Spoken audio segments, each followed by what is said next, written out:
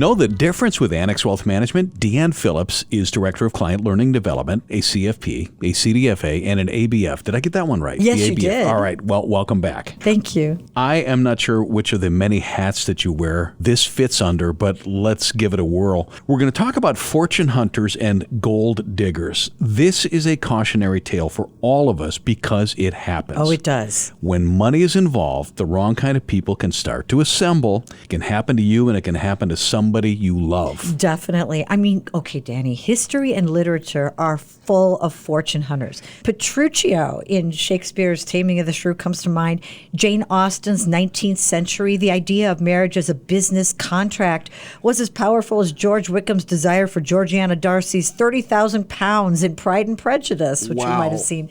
So until all too recently, the wealth of that bride was a consideration that ranked alongside any other factor in her desirability. But in today's age, there are more and more women, especially, being left widows.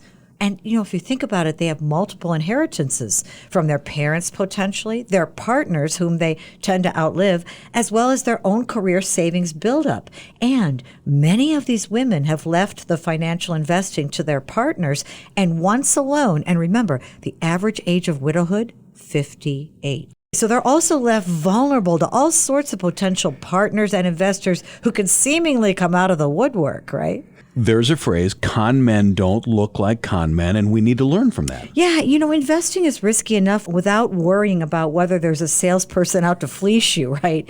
But effective con artists have to disguise their true motives. They take great pains to blend in, dress for success, seemingly know what to say. However, they often push poorly understood financial products and rely upon confusion to rule the day. They stand ready to assume full responsibility of your financial decisions for you, but don't let them. Remember, they try to bring out your worst traits: greed, fear, insecurity.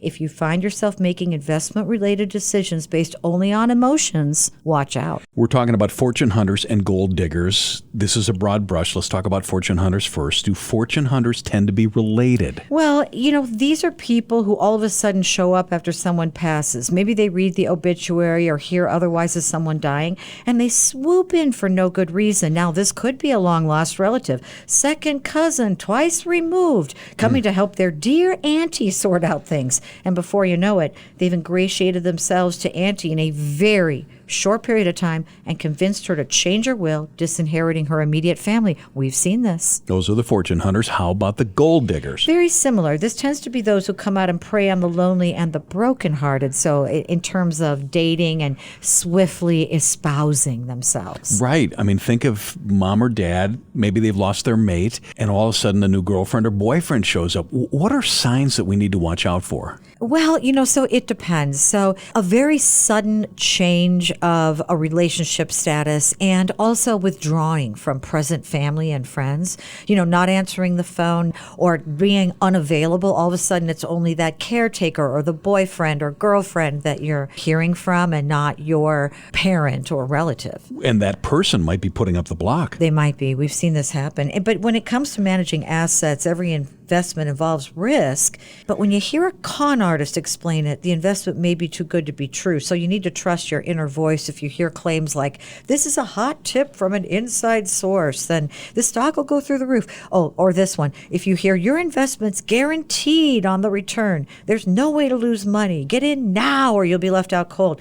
So people are trying to make themselves, from an investment point of view, they want to make it easy, want to be helpful. This deal's so great, I invested in it myself. Everyone did great. Be especially careful if the salesperson downplays the downside or denies that risk exists. It's hard because all of a sudden mom or dad has a new boyfriend or girlfriend. We're the kids, right? What are we supposed to do? It's tough. And, it's not only just a boyfriend or girlfriend. Sometimes it's a caretaker position as well. Oh, yeah. We can hear about people in this position all of a sudden inheriting everything over family. Now, while this person might actually truly be value added and well-meaning, there needs to be, as a child, a careful selection process to make sure there are insurances, bonding, values in place through a company that's well vetted when you select a companion or caretaker also. So if there's a fortune hunter or gold digger that sniffs out an inheritance and there's a swoop in, what happens then? Generally, when we think about these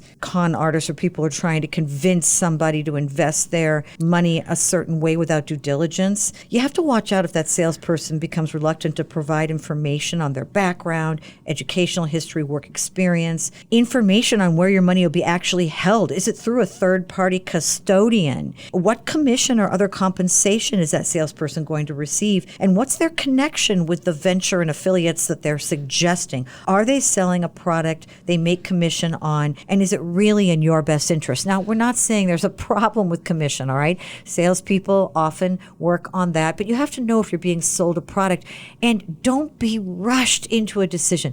In times like this, whenever there's any kind of a change, death, divorce, disability, anything that leads you into a situation of dismay, gather a trusted resource with you, a friend, a relative, maybe an advisor, a second set of eyes and ears. Bring that person with you to make those decisions and never feel rushed into a financial decision. Fortune hunters and gold diggers, unfortunately, they exist. Deanne Phillips, Annex Wealth Management, thank you. Thanks for having me.